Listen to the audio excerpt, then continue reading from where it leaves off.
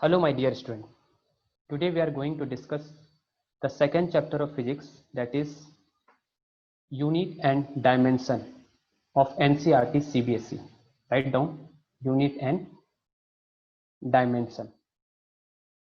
ठीक है स्टूडेंट, तो आज हम पढ़ेंगे यूनिट और डायमेंशन के बारे में। पहला चैप्टर फिजिक्स फिजिकल वर्ल्ड था, ठीक है। सेकंड चैप्टर में स्टार्ट कर रहे हैं यूनिट और डायमेंशन के बारे में। यूनिट क्या होता है स्टूडेंट, इसके बारे में तो आप जानते ही हो। जैसे 10th में आपने पढ़ा था इलेक्ट्रिक करंट के बारे में, ठीक है। तो इलेक्ट्रिक करंट की यूनिट क्या थी? इलेक्ट्रिक करंट की बताओ। इलेक्ट्रिक करंट की यूनिट थी एम्पियर। जैसे हम मेजर करते थे एमीटर की हेल्प से करंट, जैसे हम लिखते थे 10 एम्पियर, ठीक है स्टूडेंट। तो आप देखो यहाँ पर ये जो ए है ये क्या रिप्रेजेंट कर रहा है? ये एक तरह का यूनिट है, ठीक है। उसी तरह आपने क्लास 9th में भी पढ़ा है कि मास, जैसे मास को हम मेजरमेंट करते हैं किलोग्राम में, ठीक है। तो आज की क्लास में हम बेसिकली डील करेंगे कि आखिर यूनिट क्या होता है, कितने सिस्टम ऑफ यूनिट है, ठीक है। यूनिट कैसे डिराइव्ड हुआ और यूनिट का कितने टाइप्स के यूनिट होते हैं और कितने फिजिकल क्वांटिटी होते हैं। सबसे पहला टॉपिक जो मैं आपको पढ़ाना चाहता हूँ स्टूडेंट, जो बताना चाहता हूँ, ये सब सारी चीज समझने के लिए आप सबसे पहले एक टर्म को जान लो, दैट इज फिजिकल क्वांटिटी, ठीक है। सबसे पहला टर्म है फिजिकल क्वांटिटी, ठीक है। देखो फिजिकल क्वांटिटी क्या होता है? फिजिकल क्वांटिटी क्या होता है? फिजिकल क्वांटिटी ऐसे क्वांटिटी होती है जिसको हम मेजर कर सकते हैं, जिसको हम नाप सकते हैं, और ऐसे क्वांटिटी जो फिजिक्स के लॉ को ओबे करता है, ठीक है। जो फिजिक्स के लॉ को ओबे करता है उसे हम फिजिकल क्वांटिटी कहते हैं। एग्जाम्पल के रूप में, जैसे आपने 10th में पढ़ा था इलेक्ट्रिक करंट के बारे में, इलेक्ट्रिक पोटेंशियल के बारे में, ठीक है। इलेक्ट्रिक पोटेंशियल आपने 10th में पढ़ा था कि इलेक्ट्रिक पोटेंशियल को हम किस में मेजर करते हैं, किससे मेजर करते हैं? पोटेंशियल वोल्टमीटर की हेल्प से, दैट इज वोल्टेज भी कहते हैं, ठीक है। तो वोल्ट मीटर की हेल्प से जो हम मेजर करते हैं, एक इंस्ट्रूमेंट है जिसकी हेल्प से हम मेजर करते हैं। मान लो आया 5 वोल्ट, 6 वोल्ट, 7 वोल्ट, जो भी आया, तो ये वोल्ट यूनिट कहलाता है, ठीक है। ये जो नंबर आपको दिखाई दे रहा है, इस नंबर को कहते हैं मैग्नीट्यूड। क्या कहते हैं स्टूडेंट? मैग्नीट्यूड, ठीक है स्टूडेंट। तो फिजिकल क्वांटिटी यहां पर कौन है? यहां पर फिजिकल क्वांटिटी इलेक्ट्रिक पोटेंशियल है। दूसरा एक और एग्जांपल देना चाहूंगा मैं आपको। जैसे अगर आप लिखते हो मान लो फोर्स, आपने 9th क्लास में ऐसा पढ़ा था फोर्स के बारे में। मान लो किसी और बॉडी पे अगर फोर्स लग रहा है 10 न्यूटन या 9 न्यूटन, 9 न्यूटन लग रहा है, ठीक है स्टूडेंट। तो यहां पर 9 को क्या कहेंगे? 9 को कहेंगे मैग्नीट्यूड, और न्यूटन क्या है? यूनिट है। और फोर्स क्या है? फोर्स को कहेंगे फिजिकल क्वांटिटी। क्यों इसे फिजिकल क्वांटिटी कहेंगे? क्योंकि ये इसे हम मेजर कर सकते हैं। फोर्स को डायनामोमीटर की हेल्प से हम मेजर कर सकते हैं, ठीक है। और फोर्स जो है वो सेकंड लॉ को ओबे करता है, ठीक है। मतलब न्यूटन के सेकंड लॉ का डेफिनेशन में ही फोर्स है। तो फिजिकल क्वांटिटी ऐसी क्वांटिटी हो गई जिसे हम मेजर कर सकते हैं और जो फिजिक्स के लॉ यानी साइंस के लॉ को ओबे करता है, ठीक है स्टूडेंट। और क्या एग्जांपल हो सकता है जो आपने पढ़ा है? मैं कुछ नया नहीं बता रहा हूं आपको, क्योंकि क्लास 10th और क्लास 11th में बहुत फर्क पड़ता है। आपने क्लास 10th में पढ़ा था फिजिक्स में, जो चैप्टर था आपका इलेक्ट्रिक करंट के बारे में आपने पढ़ा, इलेक्ट्रिसिटी के बारे में पढ़ा, ठीक है। फिर आपने पढ़ा था मैग्नेटिक इफेक्ट ऑफ करंट के बारे में, दैट इज मैग्नेटिज्म के बारे में, ठीक है। फिर आपने पढ़ा रे ऑप्टिक्स के बारे में, है ना। रे ऑप्टिक्स में लाइट आया। फिर आपने पढ़ा सोर्सेस ऑफ एनर्जी, ठीक है। ये सारी चीज के बारे में आपने पढ़ा। और 9th में आपने पढ़ा था मैकेनिक्स के बारे में। मैकेनिक्स में क्या क्या था स्टूडेंट? मैकेनिक्स में आपने पढ़ा था मोशन के बारे में, ठीक है, फोर्स के बारे में, ठीक है, वर्क पावर एनर्जी के बारे में, ग्रेविटेशन, ठीक है, और साउंड के बारे में और प्रेशर के बारे में आपने पढ़ा था। 8th क्लास में आपने पढ़ा था हीट के बारे में, ठीक है ना, ये सारी चीज आपने ऐसा पढ़ा था। तो यहाँ एक्चुअली में फिजिक्स को क्लासिफाई किया गया है, ब्रॉडली फिजिक्स को क्लासिफाई किया गया है।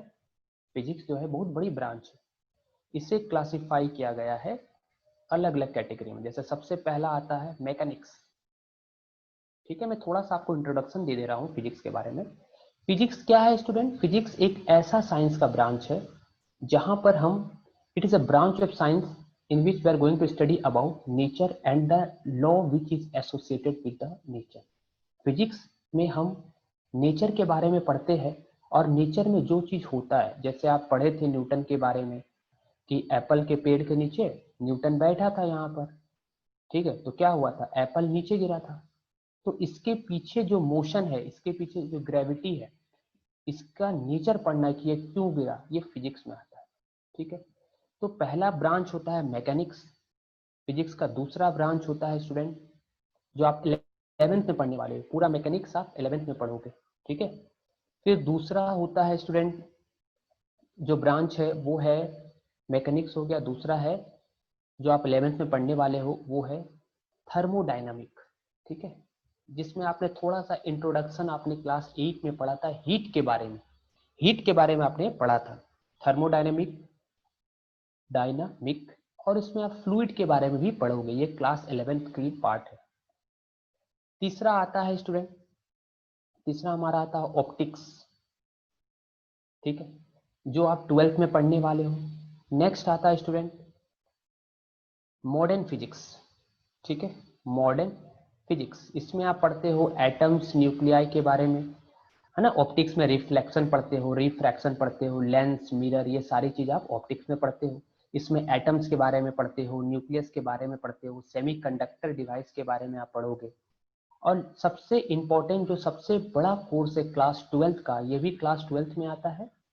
और एक चैप्टर आता है, एक यूनिट आती है पूरी, जिसको हम कहते हैं इलेक्ट्रोमैग्नेटिज्म, ये भी पूरा 12th का पार्ट है, ठीक है। सीबीएसई बोर्ड के बारे में मैं आपको बता रहा हूँ।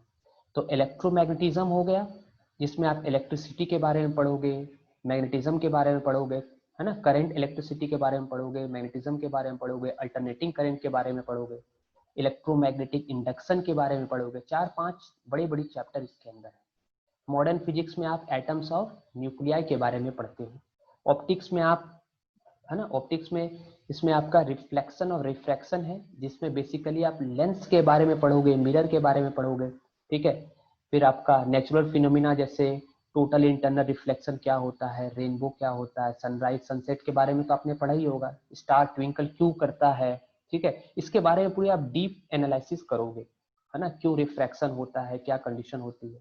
हीट के बारे में आप पढ़ोगे कि कैसे हीट ट्रांसफर होता है, फ्लूइड किस तरह से लिक्विड फ्लो करता है किसी पाइप के अंदर, है ना। तो ये भी इंटरेस्टिंग है, ये 11th का पार्ट है। और मैकेनिक्स तो पूरी फर्स्ट बुक देखा जाए तो 11th की एनसीईआरटी की फर्स्ट बुक पूरी मैकेनिक्स है। और लास्ट के 2 चैप्टर आते हैं सिंपल हार्मोनिक मोशन और वेव, ये भी मैकेनिक्स का ही पार्ट है स्टूडेंट। और इससे आईआईटी और जेडब्ल्यू में क्वेश्चन बहुत ज्यादा आते हैं एक्चुअली। देखो 2 तरह के सिस्टम पढ़ाई है, एक है तुम्हारा सीबीएसई बोर्ड हो गया, ठीक है, एक हो गया तुम्हारा IIT main, that is JW main के बारे में, ठीक है। मैं सबके बारे में तुमको थोड़ा सा इंट्रोडक्शन दे रहा हूँ। फिर एक होता है जेडब्ल्यू एडवांस, ठीक है स्टूडेंट, और फिर होता है एक तुम्हारा नीट, ठीक है, और एक होता है स्टेट गवर्नमेंट एग्जाम के बारे में। थोड़ा सा मैं आपको बेसिक बता दे रहा हूँ, सबका लेवल बता दे रहा हूँ। सीबीएसई बोर्ड के लिए आपको एनसीईआरटी प्रेफर करना पड़ता है पूरे अच्छे से, ठीक है। नीट के लिए भी एनसीईआरटी प्रेफर करना पड़ता है, जेडब्ल्यू मेंस के लिए भी एनसीईआरटी पूरे अच्छे से प्रेफर करना पड़ता है, प्लस प्रीवियस ईयर क्वेश्चन जो जेडब्ल्यू के क्वेश्चन आए हुए हैं। इसमें स्टूडेंट एप्टीट्यूड टाइप का क्वेश्चन आता है, मतलब जो भी आप चीज पढ़े हो उसमें एप्टीट्यूड बेसिस से क्वेश्चन आते हैं। सीबीएसई बोर्ड में तो जनरली 10 ईयर्स भी अगर आप बना लोगे एनसीईआरटी प्लस 10 ईयर्स जो बोर्ड एग्जाम के क्वेश्चन, जो 10 साल के क्वेश्चन है, इसे आप अच्छे से अगर एनालाइज करके पढ़ लोगे तो आपको कोई प्रॉब्लम नहीं होता है। नीट में भी प्रीवियस ईयर क्वेश्चन अगर आप लगा लेते हो और एनसीईआरटी पढ़ लेते हो तो इतना इनफ। लास्ट हमारा आता है जेडब्ल्यू एडवांस। तो एडवांस के लिए आपको अच्छे बुक प्रिफर करने पड़ते हैं, जैसे एससी वर्मा हो गया, इरोडोव हो गया, डीसी पांडे हो गया, है ना।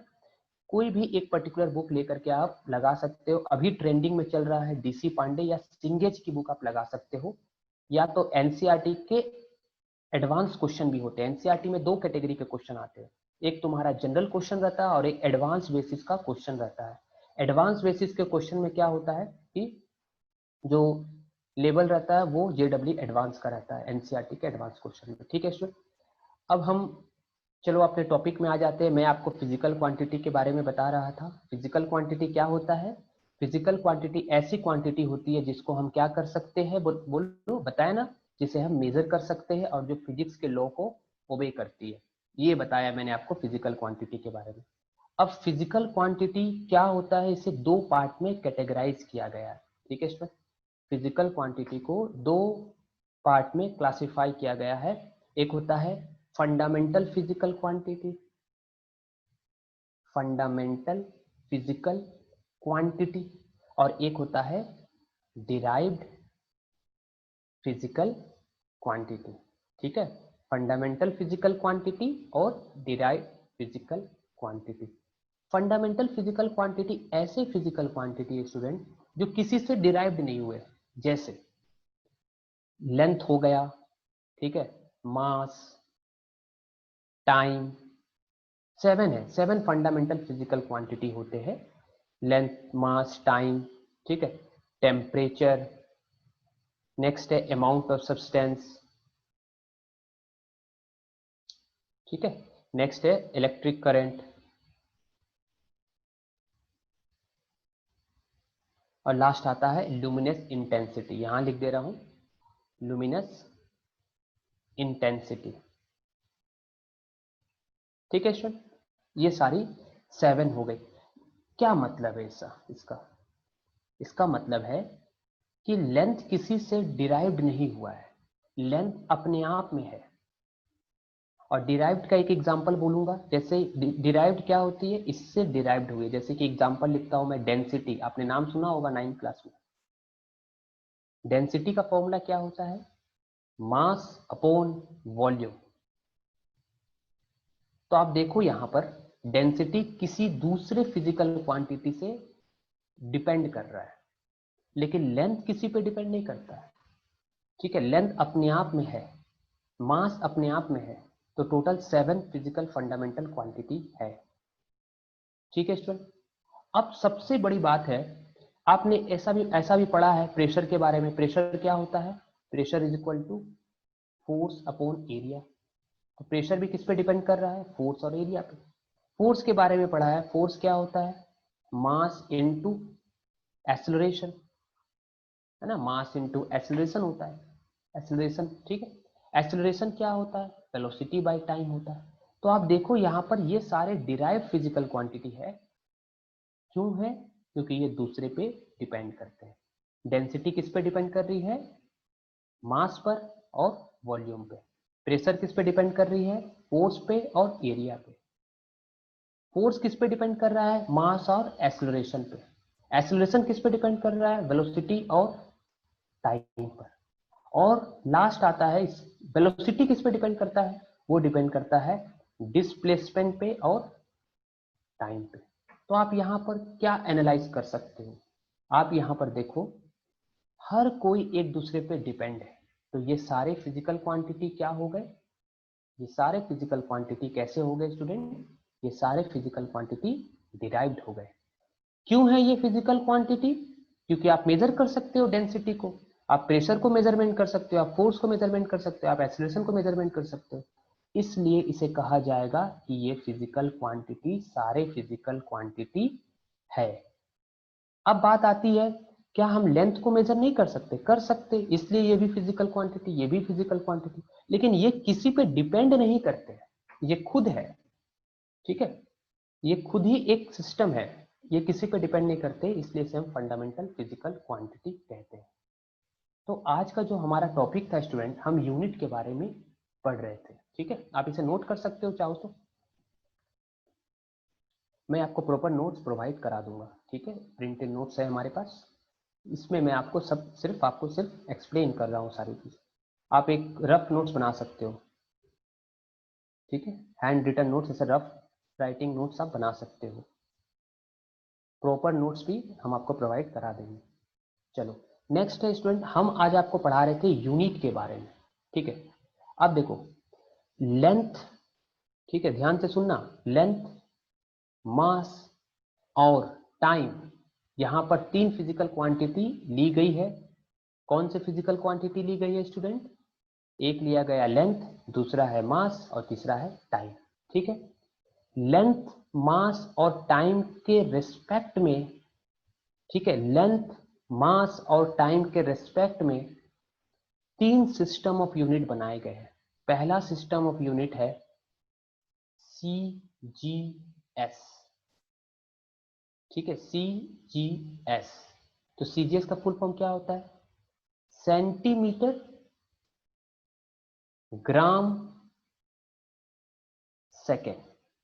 दूसरा सिस्टम ऑफ यूनिट है, क्या बोल रहा हूं स्टूडेंट? System of unit. क्योंकि देखो इंडिया में हर मतलब ऐसा सिस्टम ऑफ यूनिट है, जैसे इंडिया में आप कहीं भी कपड़ा लेने जाओगे तो आप क्या बोलोगे? 1 फुट कपड़ा नहीं दीजिए, क्या बोलोगे? 1 मीटर कपड़ा दीजिए, क्योंकि उसके पास जो स्केल है वो किसका बना हुआ है? वो मीटर स्केल है। ठीक है, वैसे अलग अलग यूनिट अलग अलग टाइम के साथ आई है। जैसे दूसरा सिस्टम ऑफ यूनिट है MKS। MKS का मतलब होता है, ठीक है, मीटर, फुल फॉर्म होता है मीटर, किलोग्राम और second. Third system of unit है FPS। इसका मतलब होता है फुट, पाउंड और सेकेंड। ठीक है, और एक लास्ट सिस्टम ऑफ यूनिट है जिसको हम कहते हैं standard international unit, that is SI unit. अब स्टूडेंट आप यहां पर देखो, अगर किसी भी, ये CGS सिस्टम क्या है इसे समझते हैं थोड़ा एक बार फिर से। ये CGS सिस्टम ऑफ यूनिट क्या है? अगर आप लेंथ को मेजर करते हो सेंटीमीटर में, मास को मेजर करते हो ग्राम में, और टाइम को मेजर करते हो सेकेंड में, तो वो कौन से सिस्टम ऑफ यूनिट के अंदर आएगा? वो आएगा CGS सिस्टम ऑफ यूनिट के अंदर। दूसरा है स्टूडेंट MKS। ठीक है, अगर आप लेंथ को मीटर में मेजरमेंट करते हो, मास को किलोग्राम में मेजर करते हो और टाइम को सेकेंड में मेजर करते हो, तो अगर आप ऐसा मेजरमेंट करते हो तो वो कौन से सिस्टम ऑफ यूनिट में आएगा? वो आएगा MKS में। क्योंकि देखो हर जगह इंडिया में मान लो MKS चलता है, मान लो अमेरिका में गए, वहां पर क्या चल रहा? फुट पाउंड सेकंड चल रहा है, वहां पर सारी लेंथ को मेजरमेंट फुट में किया जा सकता, हो सकता है ऐसा। वहां हमारे इंडिया में किलोग्राम में मेजरमेंट होती है। ठीक है, जैसे आप कोई चीज भी खरीदो तो किलोग्राम में होती है, लेकिन अभी भी पेस्ट्री खरीदने जाओ तो वहां पर पाउंड में मेजरमेंट होता है। तो वहां पर ये सिस्टम चल रहा है, फॉरेन का सिस्टम। ठीक है, तो अलग अलग मेजरमेंट का सिस्टम बनाया गया है यूनिट का, और टाइम तो तीनों में सेकेंड है। यहां पर स्टूडेंट सबसे ज्यादा इंपॉर्टेंट बात जो है वो ये है कि आपने सिर्फ लेंथ, मास और टाइम को ही कंसिडर किया था। यहां पर सिर्फ तीन ही फिजिकल क्वांटिटी है, इसी के रेस्पेक्ट में तीन फिजिकल क्वांटिटी बनाए गए। तो एसआई सिस्टम में क्या किया गया? एसआई में, ठीक है, एसआई सिस्टम एक ऐसा सिस्टम डेवलप हुआ जिसमें लेंथ, मास, टाइम के साथ बहुत सारे फिजिकल क्वांटिटी को इंक्लूड कर दिया गया। जैसे एक एग्जांपल मैं बताऊंगा, एग्जांपल आप लिख सकते हो फोर्स। ठीक है, तो फोर्स की एसआई यूनिट क्या हो गई? न्यूटन। न्यूटन ने सेकंड लॉ से प्रूफ किया, फोर्स का डेफिनेशन दिया। ठीक है, इसलिए फोर्स का एसआई यूनिट क्या हो गया? न्यूटन। ठीक है, अब ये जो न्यूटन है, ये न्यूटन जो है स्टूडेंट, है ना, फोर्स की बहुत ज्यादा यूज हो रही थी, इसलिए उसका एक डायरेक्ट यूनिट आ गया न्यूटन। पर फोर्स का फॉर्मूला क्या था स्टूडेंट? फोर्स का फॉर्मूला था मास इनटू एक्सेलरेशन। ठीक है, और इसको हम कैसे लिख सकते हैं? मास इनटू एक्सेलरेशन का फॉर्मूला क्या होता है? Velocity by time. ये सारी चीज के बारे में मैं आपको बताऊंगा कि एक्सेलरेशन क्या होता है, वेलोसिटी क्या होता है। अभी तो हम जस्ट इंट्रोडक्शन ही पढ़ रहे हैं। ठीक है, ये सारे चैप्टर में, एक एक चैप्टर में आपको पूरा ब्रीफली पढ़ाया जाएगा, ये तो बस स्टोरी चल रही है अभी। ठीक है, वेलोसिटी के बारे में आपने क्या पढ़ा था? Velocity is equal to displacement by time, और पहले से एक टाइम है। ठीक है स्टूडेंट, तो आप एक चीज बताओ, फोर्स का एक यूनिट आ गया जिसको हम न्यूटन कहते हैं, तो फोर्स का एसआई यूनिट क्या था? न्यूटन। लेकिन आप चाहो तो इस एसआई यूनिट को एमकेएस सिस्टम में भी कन्वर्ट कर सकते हो। कैसे? देखो, मास है, मास को किस में रिप्रेजेंट करेंगे? आप जानते हो, किलोग्राम में। ठीक है स्टूडेंट, अब यहां पर एक चीज आप देखो, ये है एस। एस किसे कहते हैं? डिस्प्लेसमेंट को कहते हैं। और डिस्प्लेसमेंट आपने 9th में पढ़ा था कि shortest distance between initial point two final point, so it is a length. और लेंथ को हम एमकेएस में किस में मेजर करते हैं? मीटर में। That's why we can write here m. ठीक है स्टूडेंट, टाइम को किस में मेजर करेंगे? टाइम को मेजरमेंट करेंगे सेकेंड में। 2 सेकेंड आ गया, तो 1 न्यूटन को क्या लिखा जा सकता है? 1 किलोग्राम मीटर पर सेकेंड स्क्वायर। ठीक है स्टूडेंट, 1 न्यूटन को आप ऐसे लिख सकते हो। ठीक है, तो एसआई सिस्टम के बारे में और क्या बताया गया है? मीटिंग हुई थी फ्रांस में। ठीक है, इसके बारे में सारे देश इकट्ठित होकर के ये बताए कि हम एक ऐसा सिस्टम ऑफ यूनिट को डेवलप करते हैं जो सारे दुनिया में जिसकी वैल्यू हो।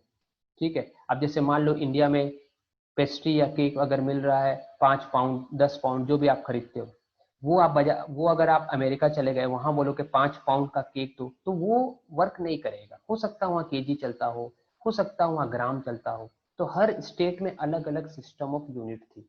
लेकिन एसआई सिस्टम में क्या बताया गया कि एसआई सिस्टम ऐसा सिस्टम होता है जिसमें आप क्या कर सकते थे? जिसमें आप सारे और भी बहुत सारे फिजिकल क्वांटिटी को इंक्लूड कर दिया गया। लेंथ, मास और टाइम तो था ही साथ में, इसके साथ साथ और भी बहुत सारे फिजिकल क्वांटिटी को इंक्लूड कर दिया गया।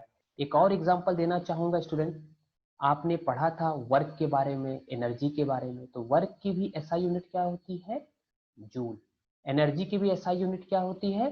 जूल। ठीक है, वर्क की बहुत ज्यादा यूज हो रही थी, वर्क भी एक फिजिकल क्वांटिटी है, वर्क को भी आप मेजरमेंट कर सकते हो, इसकी बहुत ज्यादा यूज हो रही थी, इसलिए इसका ही एक नाम से यूनिट बना दिया गया जिसको हम जे से लिखते हैं। ठीक है student, I hope I am clear, आपको समझ में आता होगा। ठीक है, तो और एक चीज बताना चाहूंगा, तो अभी आपको मैंने इसमें क्या बताया, यूनिट में, यूनिट क्या होती है? किसी भी फिजिकल क्वांटिटी की एक ऐसी रेफरेंस वैल्यू है जिसकी हेल्प से आप उस फिजिकल क्वांटिटी को डिफाइन कर सकते हो। जैसे मैं बोलूं मेरा मास 50 डिग्री सेंटीग्रेड है ना, मेरा मास कितना बोल रहा हूं मैं? 60 डिग्री सेंटीग्रेड है। क्या सुनने में अच्छा लग रहा है? ये नहीं लग रहा है, क्योंकि मास को तो हम मेजर करते हैं किलोग्राम में। तो मैं क्या लिखूंगा? 60 केजी। तो ये 60 को क्या कहते हैं? मैग्नीट्यूड। और केजी को क्या कहते हैं? यूनिट। तो यूनिट क्या हुआ? यूनिट एक ऐसा रेफरेंस वैल्यू है जिसके हेल्प से हम ये बता सकते हैं कि वो फिजिकल क्वांटिटी कौन सी है। ठीक है, जैसे आपने पढ़ा था रिफ्रैक्टिव इंडेक्स के बारे में। रिफ्रैक्टिव इंडेक्स का कोई यूनिट नहीं होता, वो तो रेशियो होता है, उसका कोई यूनिट नहीं होता। आपने 9th में ऐसा पढ़ा था वेवलेंथ के बारे में, तो वेवलेंथ का यूनिट क्या होता है स्टूडेंट? वेवलेंथ को मीटर में मेजरमेंट करते हैं। ठीक है ना, एक तरह का लेंथ ही तो है, तो लेंथ को मीटर में मेजरमेंट करेंगे। तो मीटर क्या है? एक रेफरेंस वैल्यू है जो आइडेंटिफाई करती है कि वो फिजिकल क्वांटिटी कौन सा है। तो स्टूडेंट, मैं आपको नेक्स्ट लेक्चर में बताऊंगा कि आखिर क्या कैरेक्टरिस्टिक होती है एक एक यूनिट की। यूनिट की बहुत सारी कैरेक्टरिस्टिक होगी, हम लोग ये सारे चीज नेक्स्ट लेक्चर में पढ़ेंगे। यूनिट को कैसे डिफाइन किया गया, जैसे थोड़ा सा इंट्रोडक्शन आपको दे दूं। जैसे मैं बोल रहा हूँ कि एक बॉडी इस तरह से रखा गया है, इस पे मैंने लगाया इस साइड से 10 न्यूटन का फोर्स। तो फोर्स को हम कैसे लिख सकते हैं? 10 न्यूटन लिख सकते हैं, या आप इसे ऐसे भी लिख सकते हो 10। अगर पूरा नाम लिखना है तो आप स्मॉल लेटर में लिखोगे। ठीक है, दूसरा, अगर मान लो इसकी एक्सेलरेशन हो गई, इसकी वेलोसिटी में चेंज आ गई। एक्सेलरेशन क्या होता है? Change in velocity. इसके बारे में भी आपको पढ़ाया जाएगा, अलग से एक चैप्टर है मोशन इन स्ट्रेट लाइन। ठीक है, तो अगर एक्सेलरेशन मान लो हो रहा है 10 मीटर पर सेकेंड स्क्वायर, मान लो ऐसा हो रहा है, तो इसे लिखने का तरीका क्या है? a is equal to 10 metre second में, यहाँ डॉट नहीं लिखना है, पावर -2 लिखना है। तो स्टूडेंट, नेक्स्ट क्लास में मैं आपको कैरेक्टरिस्टिक ऑफ यूनिट बताऊंगा। ठीक है, पूरे अच्छे से अपन डिटेल में करेंगे कि एक यूनिट की क्या क्या कैरेक्टरिस्टिक होती है। तो आज की क्लास में मैं बस इतना ही रखता हूँ। एक बार आपको रिवाइज करा दे रहा हूँ कि मैंने आपको क्या पढ़ाया। मैंने आपको बताया कि फिजिकल क्वांटिटी क्या होता है। फिजिकल क्वांटिटी ऐसे क्वांटिटी होती है जिसको हम मेजर कर सकते हैं और जो फिजिक्स के लॉ को ओबे करता है। ठीक है, फिजिकल क्वांटिटी का रिप्रेजेंटेशन क्या है, y is equal to n u. Example मैंने क्या बताया, मान लो y के जगह में क्या है, फोर्स है। फोर्स मैंने लिखा 10 न्यूटन, तो ये u क्या रिप्रेजेंट कर रहा है, न्यूटन एक यूनिट है। और n क्या रिप्रेजेंट कर रहा है, n रिप्रेजेंट कर रहा है मैग्नीट्यूड, क्योंकि ये कम ज्यादा कुछ भी हो सकता है। अगर मान लो 20 न्यूटन लिखते हैं, है तो ये भी फोर्स, दोनों में डिफरेंस क्या है, दोनों में डिफरेंस है मैग्नीट्यूड का। ठीक है स्टूडेंट, तो और मैंने आपको बताया लेंथ, मास और टाइम के रिस्पेक्ट में फिजिकल क्वांटिटी को क्लासिफाई किया गया है 3 सिस्टम ऑफ यूनिट में। पहला कौन सा था, सीजीएस, दूसरा कौन सा था, एमकेएस, और तीसरा था हमारा एफपीएस। और लास्ट जो आया extended version of MKS system, that is SI system of unit.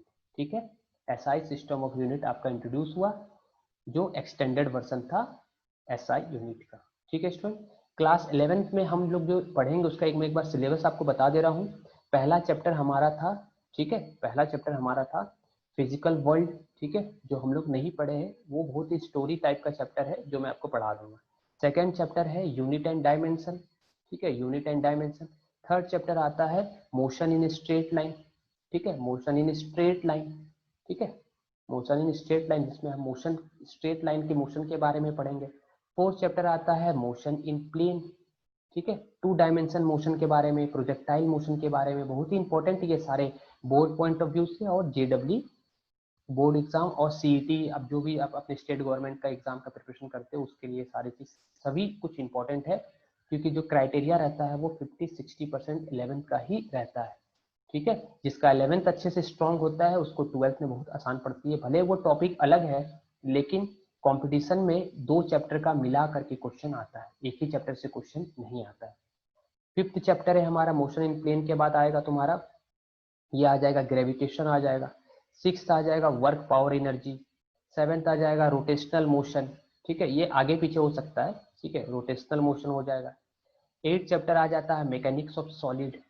ठीक है, 9th चैप्टर आता है हमारा mechanics of fluid, that is, है ना, मैकेनिक्स ऑफ फ्लूइड के बारे में पढ़ेंगे, ये सॉलिड के बारे में पढ़ते हैं, है ना, रॉड वगैरह।